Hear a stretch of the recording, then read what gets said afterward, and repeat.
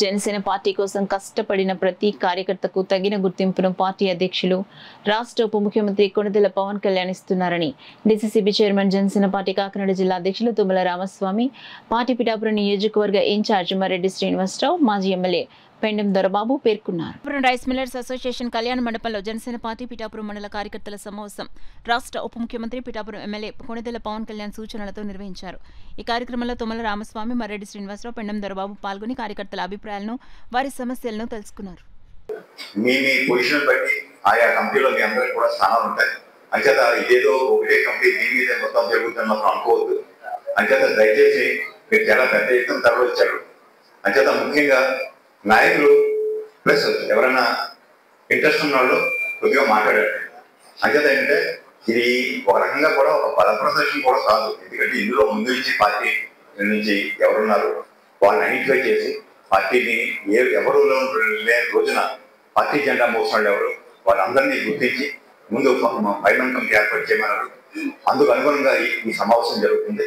మీరందరూ కూడా అందరూ సహకరించి ఈ కార్యక్రమం అంటే మనకి 2014 నుంచి ఉన్న యువత, 2019లో పార్టీ కోసం కష్టపడినటువంటి నాయకులు యువత, 2024లో మరి కొంతమంది తోడైనటువంటి మాట మీ అందరికీ చెప్తా ఉన్నా. పార్టీ కోసం కష్టపడే వారిని గుర్తించి ఈ కమిటీలో నియామకం చేయమనేటువంటిది పవన్ కళ్యాణ్ గారు చెప్పడం జరిగింది.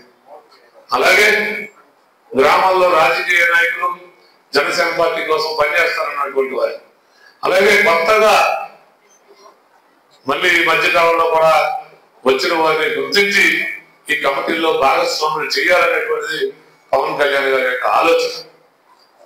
మేమందరికీ ఇప్పుడే మరెడ్డి గారు చెప్పినట్టు ఈ కమిటీలో 5 కమిటీల్లోనే ఉంటేనే మనం ఆ గ్రామంలో మనం రాజకీయం చేయగలం, కానీ లేకపోతే రాజకీయం చేయలేమనేటువంటి అపోహ మీరు ఎవరో పడవద్దని గ్రహించి ఈ సందర్భంగా కోరుతా ఉన్నా.